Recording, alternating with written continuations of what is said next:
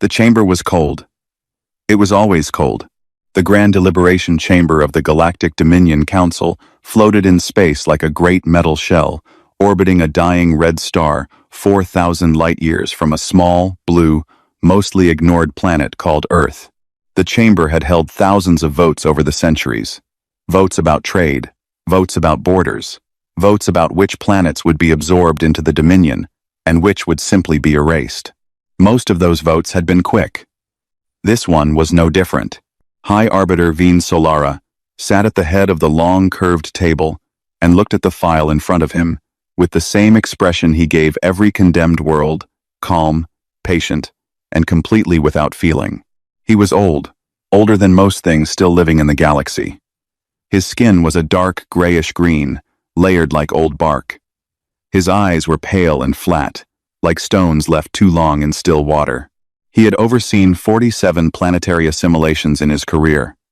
He expected this one to be the 48th. The file was labeled, Sol System Third Planet Designation, Earth. He opened it with one long finger and began to read. The planet had one moon, one sun, a population of roughly 8 billion beings who called themselves humans. They were bipedal, warm-blooded, and had a lifespan that the Dominion's analysts described as frustratingly short. They had achieved basic space travel. Their fastest ships could reach nearby star systems, but nothing that could challenge a Dominion war fleet. They had nuclear weapons, biological weapons, and several hundred years of recorded warfare mostly against each other. The Civilizational Stability Index gave them a score of 14 out of 100. 14. Veen Solara almost smiled. He had seen scores lower than that, but not many. He looked across the table at the young analyst who had filed the report. Her name was Drea. She was Keth, a species with 6 limbs, large violet eyes, and a reputation for careful, precise thinking.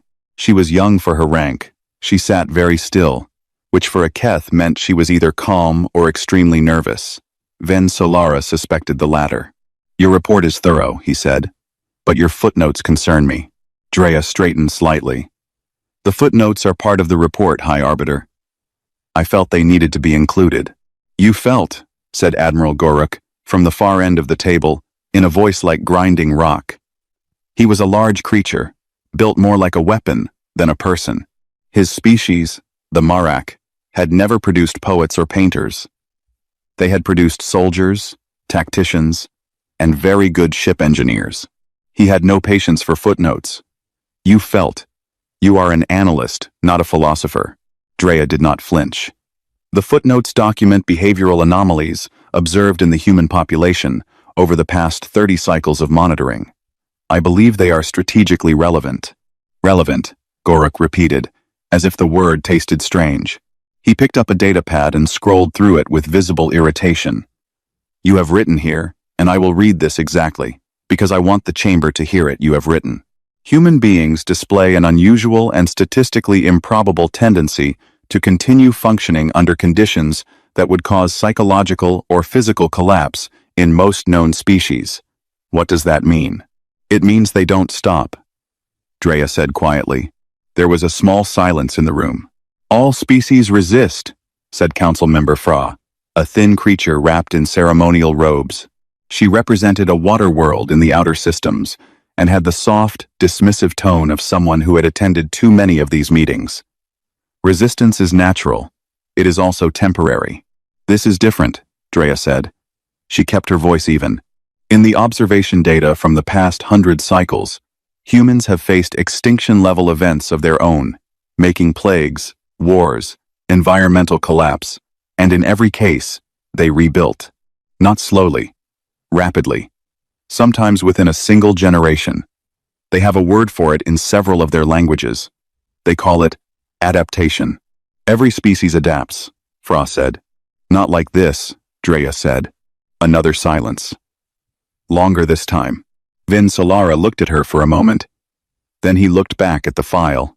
He turned to the last page, which showed a high-resolution image of Earth from space blue and green and wrapped in thin white cloud. It looked peaceful, small, entirely manageable. "Your concern is noted, Analyst Drea," he said, with the tone of someone closing a door. "However, The Council does not change its processes based on behavioral footnotes. The data is clear. The planet scores 14 on the stability index. Their military capability is approximately 6% of a standard Dominion forward fleet. They have no allies in the wider galaxy. They do not know we exist. All conditions for assimilation are met. He picked up his ceremonial marker, a thin rod of polished black metal, and held it over the file. All in favor of marking the Sol System's third planet for assimilation? Every hand in the room went up. Every claw. Every limb. Even Drea's. Slowly.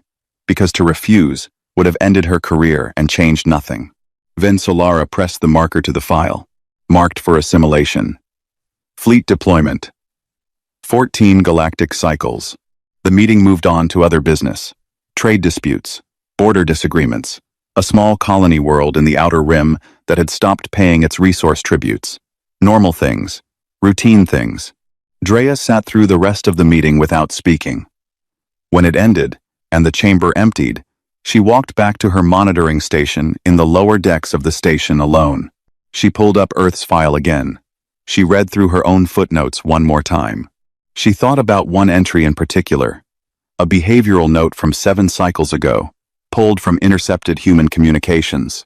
A human rescue team had traveled into a collapsed building after an earthquake, digging with their hands when their tools failed, staying underground for 36 hours straight without rest, refusing to leave until every living person had been pulled out.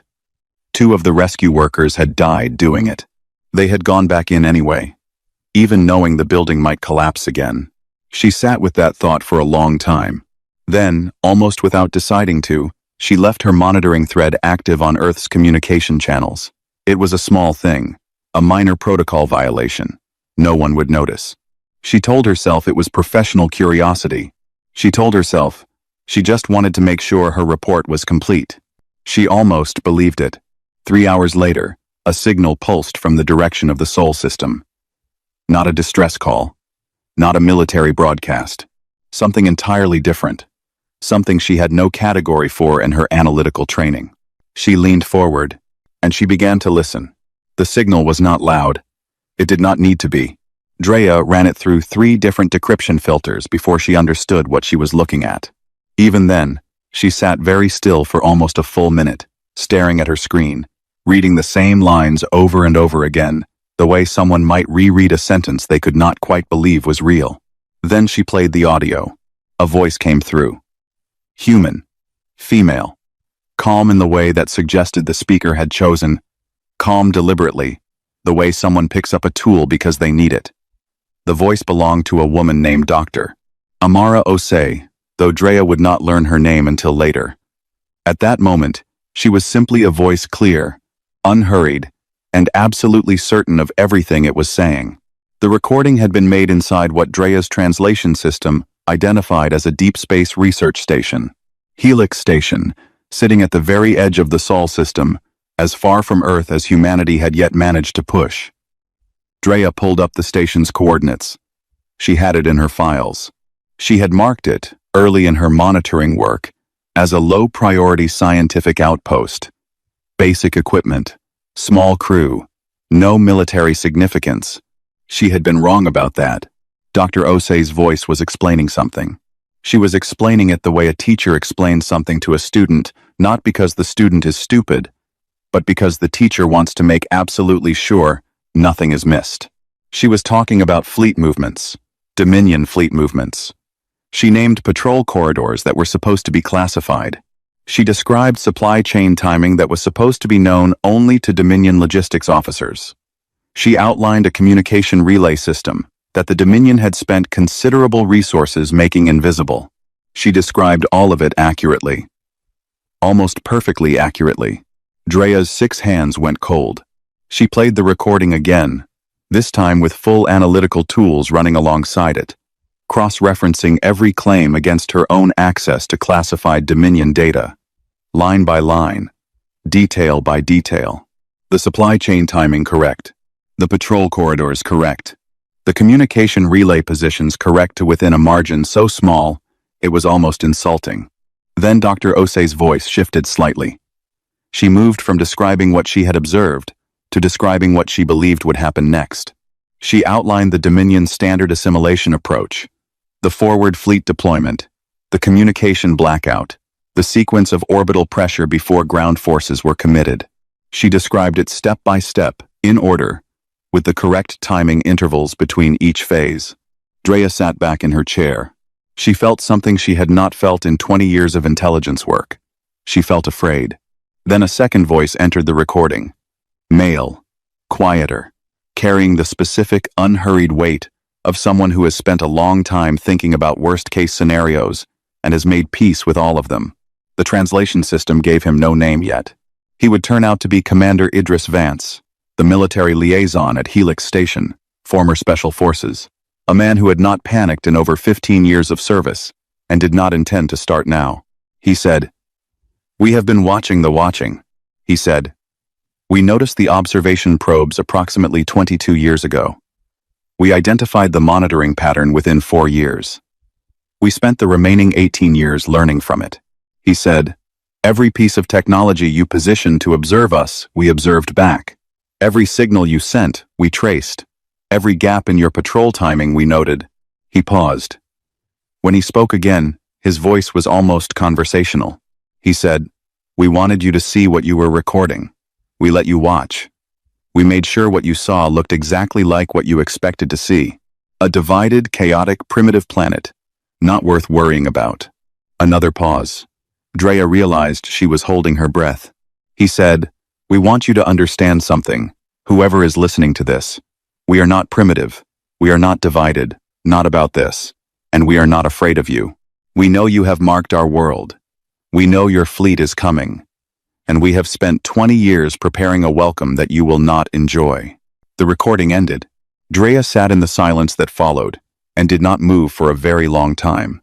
Then she did something she had never done in her career. She played it a third time, not to analyze it, not to cross-reference it, but simply because some part of her needed to hear it again, needed to be sure she had heard it correctly. She had. She flagged the signal as Priority Omega, the highest threat classification in the Dominion's entire system, a classification that had been used fewer than 6 times in 300 years. The flag would automatically pull the attention of the Council's senior security analysts, the Admiral's tactical staff, and Vensolara himself. Within the hour, her communication board lit up with incoming calls from people who outranked her significantly. She answered the High Arbiter first. Vensolara's face on the screen was composed. It was always composed. But something behind his pale, flat eyes had shifted very slightly, the way ice shifts just before it cracks. "You flagged this as Priority Omega," he said. "Yes, High Arbiter." "Explain your reasoning." Drea took a breath. "They knew we were watching. They allowed us to watch. The intelligence profile we built on Earth over 30 cycles was built on information they chose to show us. Every assessment we made was based on a picture they painted for us. The 14 score on the stability index they manufactured that appearance. We do not know their actual capability. We do not know what they have built in the time we believed we were watching them freely." Vensolara was quiet for a moment. "You believe this recording is genuine?" "I cross-referenced every factual claim against classified Dominion data," Drea said. "Every claim was accurate. They should not have access to that information. They obtained it through passive observation alone." She paused. "High Arbiter. They reverse-engineered 30 years of Dominion strategy by watching our probes watch them." The silence on the other end lasted 4 full seconds. For Vensolara, that was extraordinary. "Send me the file," he said. She sent it. An hour later, she received a summons to the council chamber. She walked those corridors slowly, thinking about the rescue workers from her footnote, the ones who had gone back into the collapsing building, the ones who had known the risk and gone back anyway. She had written it off as an anomaly then, a curiosity, a data point that did not quite fit. She understood now that it was not an anomaly at all. It was a pattern, and the galaxy had spent 30 years watching humans, and had managed, completely, to miss it. The leak did not come from Drea. She would spend a long time afterward wondering who it had come from. Probably one of the Council's own security analysts, someone who had been sent the file for review and had made a copy, or passed it along a private channel, or simply made the mistake of discussing it near an unsecured terminal. The Dominion was very good at gathering secrets from others. It had never been particularly careful with its own. Within 3 days, the human recording had been heard by every major government, military council, and intelligence body in the known galaxy. Within 6 days, everyone was talking about it. Within 10 days, the galaxy was a different place. The Dominion Council chamber had been designed to feel imposing. The high ceilings, the dark metal walls, the long table that forced everyone to look up toward the high arbiter at its head, all of it was built to communicate power, stability, and certainty. It did not feel that way anymore. The chamber felt smaller than it had before. Noisier. Messier. Vien Solara sat at the head of the table and listened to the room fall apart around him with the expression of a being who was very old and had seen many things fall apart, but who was privately beginning to wonder if this one was going to be different. Admiral Goruk's voice was the loudest. It was usually the loudest. "We attack now," he said, for what Drea counted as the 5th time in the session. "We send the forward fleet immediately. We do not wait. We do not deliberate. We hit the Sol system before they finish whatever it is they are building, and we end this conversation permanently." "And if the recording is accurate?" said Ambassador Thys of the Velari. She was small, pale-skinned, with large dark eyes, and a very calm voice that Drea had noticed people tended to underestimate. "If they truly know our standard assimilation approach, our fleet movements, our timing, what exactly do you expect your forward fleet to accomplish?" Goruk looked at her with the expression he reserved for things he considered obstacles. "I expect it to accomplish the destruction of a primitive planet with nuclear weapons and barely functional spaceships." "They described our fleet movements accurately," Thys said, without raising her voice. "They described our supply chains, our communication relays, our patrol timing. You want to send a fleet through corridors they have already mapped, on a schedule they have already calculated, using a strategy they have already documented in detail." She paused. "I am asking, Admiral, with genuine respect for your experience, have you considered what that sounds like?" The room went quiet. Goruk's jaw tightened. "It sounds like a species trying to frighten us into hesitation. It is a psychological tactic.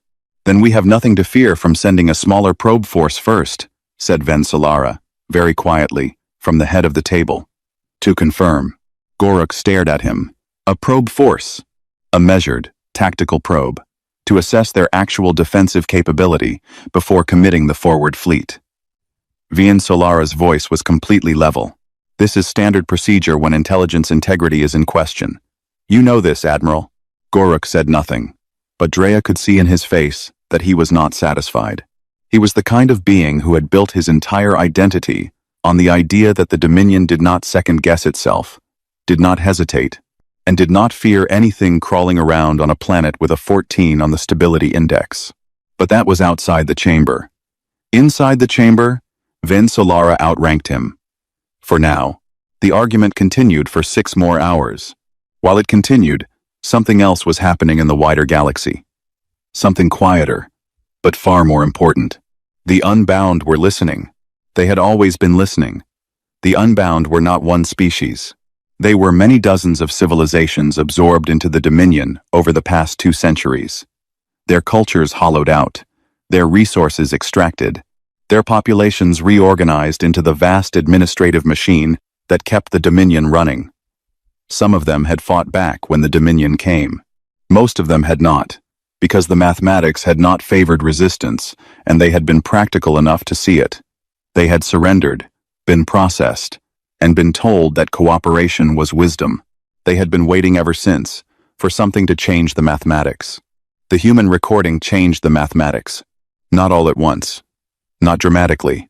But in the hidden communication channels that the Unbound maintained among themselves, channels the Dominion knew about, but had never successfully shut down the recording, moved like fire through dry grass.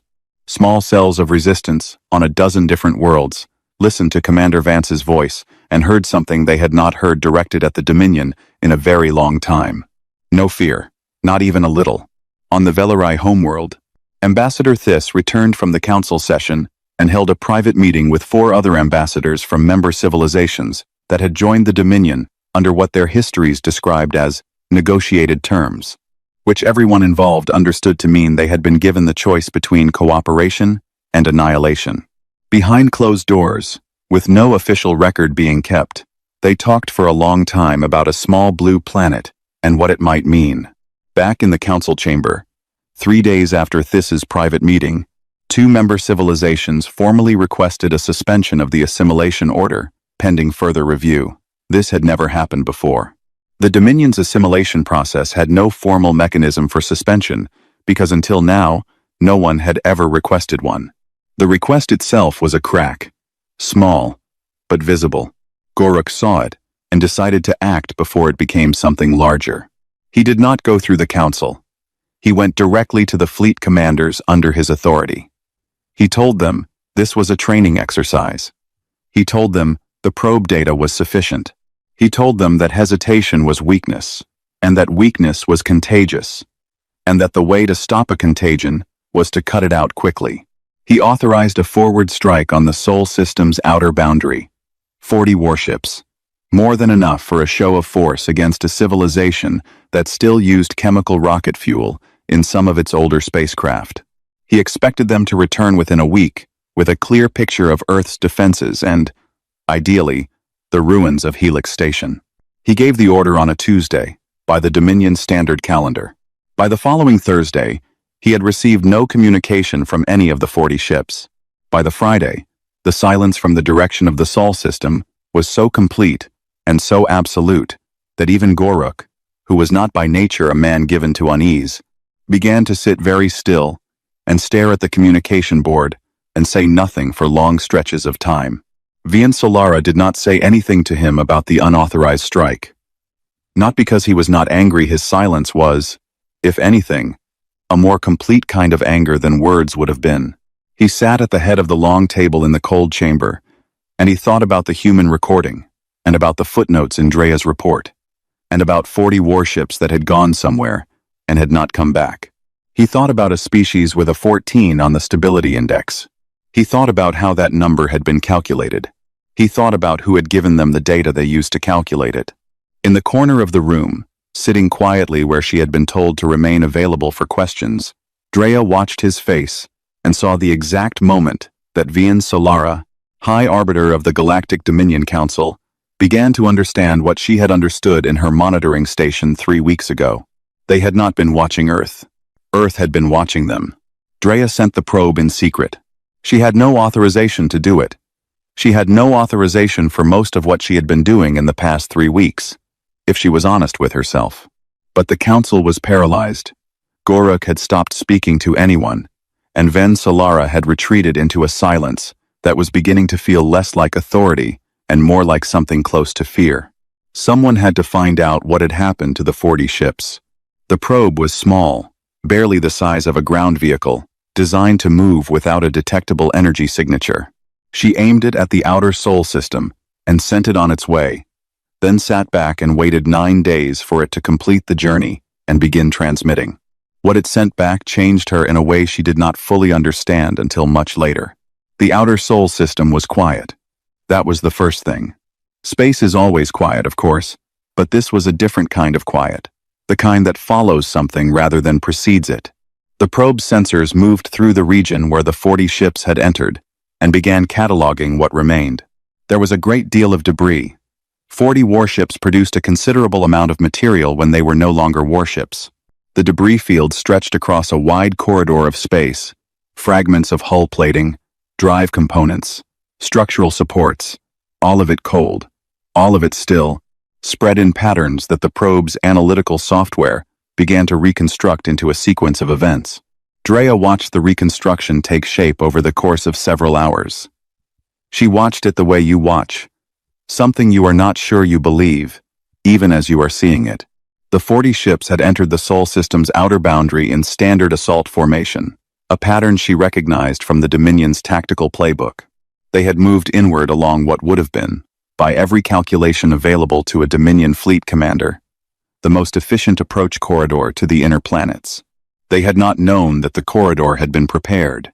The human system, which she would later learn was called the Helix Network, had not met the fleet at the boundary. It had let them in. It had watched them enter, assess their formation, cataloged each individual ship's position, speed, and energy output, and then waited, patiently, in complete silence. Then it had closed the door behind them. The probe's reconstruction showed how it had been done.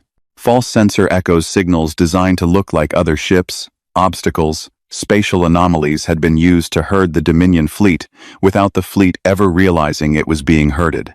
Individual ships had been subtly redirected, pulled slightly off formation, isolated from their neighbors by what they would have interpreted as navigation adjustments for local debris fields. Within 4 hours of entering the corridor, the 40 ships had been separated into groups of 2 or 3. Each group was alone, surrounded by the vast quiet of space, unable to see the others, believing the separation to be temporary and manageable. It was not temporary. It was the point. The Helix network had then taken them apart, group by group, in a sequence that the probe's analysis estimated had been planned to the minute. Not with overwhelming force. With precision. Each small group of ships was engaged by systems that struck fast, struck accurately, and then disappeared before a counter-response could be organized. There was no sustained battle. There was a series of very quick, very final engagements, each one over before the next had begun. Drea's probe found the wreck of what had been the lead ship, the largest of the 40, carrying Goruk's designated strike commander. It had been taken last. She found out later that this had been deliberate. The Helix network had left the command ship for last, so that whoever was aboard would have time to understand what was happening to their fleet before it happened to them. She found the ship's distress log, the strike commander's final recording. She almost did not play it. She played it. His voice was confused in the way that a very confident being becomes confused when reality stops matching their expectations and they cannot find the frame to process the difference. He was reporting that the fleet was being engaged but could not identify the source of the engagement. He was reporting that ships were going silent one by one and that his attempts to re-establish formation had produced no response. He was reporting that his own ship's defensive systems were registering attack vectors that appeared, disappeared, and reappeared from different directions, with a speed his tactical computer could not track. Then there was a pause in the log. Then he said, in a quieter voice, "They are not fighting back." Another pause. He said, "They are playing with us." The log ended there. Drea sat in her monitoring station and was still for a long time after the playback finished. Then she did the calculation she had been avoiding since she first saw the debris field. She checked the probe data for any sign of human vessels destroyed in the engagement. She found none. Not one. 40 Dominion warships had entered the Sol system. 0 had returned. Not a single human defensive vessel had been lost in the process. The entire engagement had lasted 11 hours and 23 minutes, according to the timestamps on the distress log she was able to recover. 11 hours, less than half a standard day. For the price of 40 ships and every soul aboard them, she reported back to Ven Solara. She showed him the probe data. She showed him the reconstruction. She showed him the final log from the strike commander's ship. Ven Solara watched the reconstruction twice. He listened to the final log once. When it finished, he sat very quietly for a moment, and then he said something Drea had never heard a high arbiter say in the context of an assimilation target. He said, "What do they want?" Drea had been thinking about exactly that question for 3 weeks. "I believe," she said carefully, "that what they want is to be asked." He looked at her. "You want me to open a diplomatic channel to a planet we have already marked for assimilation? I want you to consider," she said, "that we marked them based on data they gave us on purpose, that they have spent 30 years preparing specifically for this moment, that they just destroyed 40 of our warships without losing a single one of their own, and that, so far, they have not attacked us. They have only defended." She paused. "They sent a message before any of this happened. Not a threat. An explanation. They wanted us to understand who we were dealing with before things went any further." She looked at the High Arbiter steadily. "That is not the behavior of a civilization that wants a war. That is the behavior of a civilization that wants a conversation." Ven Solara was quiet again. Outside the station's viewport, the dying star at the center of their orbit pulsed its dim red light across the metal walls. He said, "Can you reach them?" She said, "I already have." She had opened the channel to Helix Station 4 days ago. Dr. Osei had answered on the first ping. She had not seemed surprised. She had said, in a calm and almost friendly voice, "We were wondering when someone would call." The neutral station had been chosen carefully. It sat far from Dominion territory, far from the Sol system, in a region of space that belonged to no one, a small commercial waypoint used by traders and travelers from a dozen different civilizations. It was not impressive. It was not grand. The corridors smelled faintly of fuel and something that passed for food in 3 different species cultures.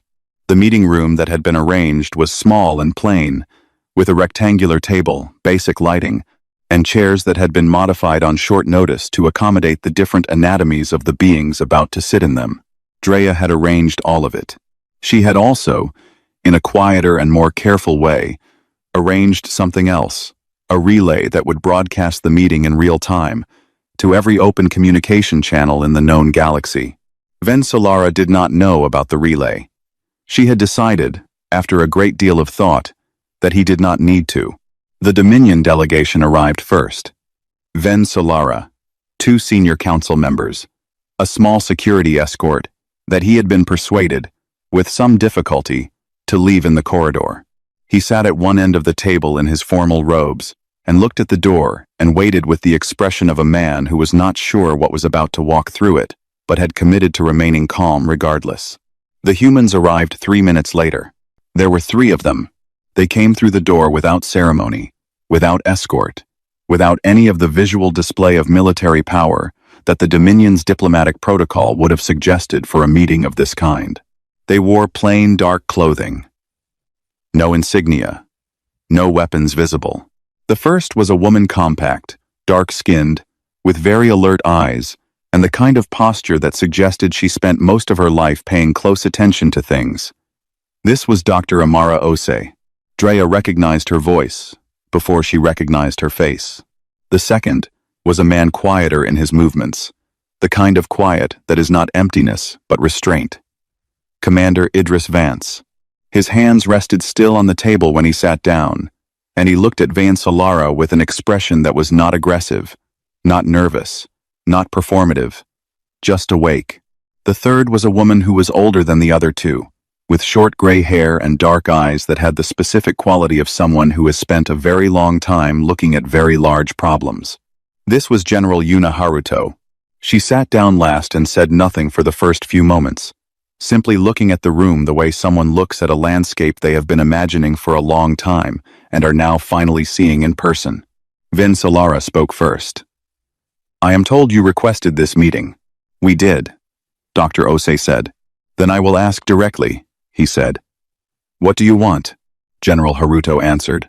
Her voice was even unhurried, carrying the weight of someone who has already decided exactly what she is going to say and has no interest in changing it based on the room's reaction. "We want what every civilization your council has ever marked for assimilation wanted," she said. "We want to be left alone. We want to grow on our own terms. We want to make our own mistakes and learn from them ourselves, without someone deciding from 4,000 light-years away that our progress isn't moving fast enough to justify our continued existence." She paused. The room was very quiet. "We are not asking," she said. Solara's expression did not change, but something in his posture shifted slightly. "You destroyed 40 of our warships. They entered our system without invitation," Vance said. "We responded appropriately. You could have warned them off." "We sent a warning 3 months ago," Dr. Osei said. She tilted her head slightly. "You received it. Everyone received it. 40 ships came anyway." She let that sit for a moment. "We consider that a response to our warning."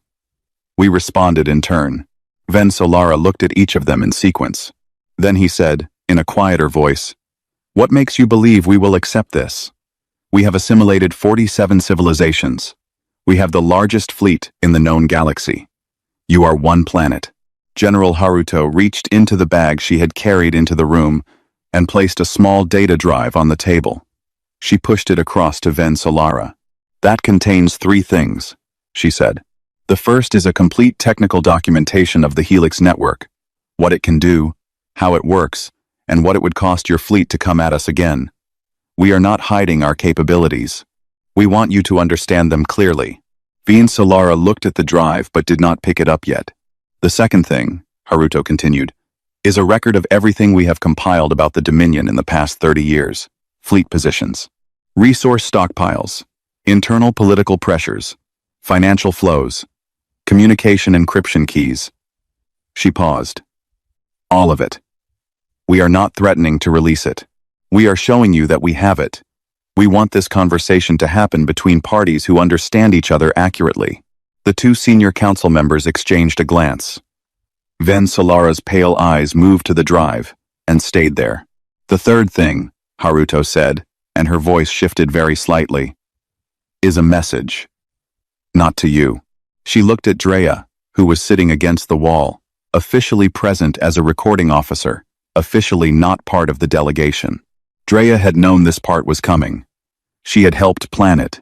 The third thing on that drive, Haruto said, is addressed to every civilization currently living under Dominion governance that did not choose to be there.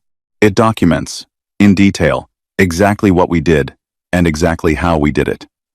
It includes our complete tactical analysis of Dominion military structure and where its weaknesses are. It includes a communication framework for organizing resistance. It includes technical specifications that could be useful to anyone trying to build their own version of what we built. She paused. We are not releasing it today. We are telling you it exists. And we are telling you that if any Dominion fleet ever enters the Sol system again, it will be released automatically to every channel we can reach. The room was so quiet that the distant hum of the station's air system was clearly audible. Ven Solara sat very still for a long time. He looked at the drive. He looked at the three humans across the table. He looked at them the way he had looked at Earth's file in the council chamber weeks ago, but differently now. Not the way someone looks at a thing they are about to process. The way someone looks at a thing they have completely misjudged and are trying to understand. He picked up the drive. The meeting was recessed for 3 weeks after that. There were arguments inside the council that Drea was not present for, but that she heard about through channels she had developed over many years in intelligence work. Goruk apparently spent the first week insisting that humanity had called a bluff and that the correct response was to call it back. He apparently spent the second week being very quiet. No one reported on what he spent the third week doing. Ambassador Thys of the Velarai formally proposed a motion to grant the Sol system protected independent status. The motion required a 2/3 majority. It did not achieve that on the first vote. It achieved it on the second, after the recordings from the neutral station meeting had finished circulating through every corner of the known galaxy, and 3 more member civilizations had quietly contacted the Council to express their preference for a peaceful resolution. 6 months after the meeting, the Dominion's official record for Earth was updated.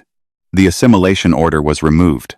A junior administrative clerk, given no specific guidance on what classification to enter, looked at the file for a long time, and then typed in the only thing that seemed accurate based on everything she had read. Do not engage. Do not provoke. Do not approach. On the day the update was filed, Drea submitted her formal resignation from the Dominion Intelligence Corps. She had already drafted her application for independent diplomatic observer status. She submitted it the same afternoon. Her requested posting was Earth. The application was processed in 3 weeks, which was, by Dominion administrative standards, almost immediate. That evening, she sat in her quarters on the neutral station, looking out at the stars through a small round porthole. And she wrote in her personal log. She wrote, I have spent 20 years deciding which civilizations were worth preserving and which were not. I used numbers, indexes, stability scores, metrics designed by beings who had already decided what civilization was supposed to look like and simply measured each new world against that picture. I never once asked if the picture was right. She paused. She wrote, Earth scored 14 out of 100. They had wars. They had chaos. They had 100 governments that could not agree on anything. None of that was wrong. I just did not understand what I was seeing. I was looking at a civilization in the middle of becoming something, and I called it failure, because it was not finished yet. She stopped writing for a moment. Outside the porthole, a freighter from somewhere she did not recognize moved slowly through the dark. She wrote, finally, "I spent 20 years cataloging civilizations for the slaughter. I never once asked if they were ready. Earth was the first world that made me wonder who was ever ready for them." She closed the log. She looked at the stars for a while. Then she began to pack.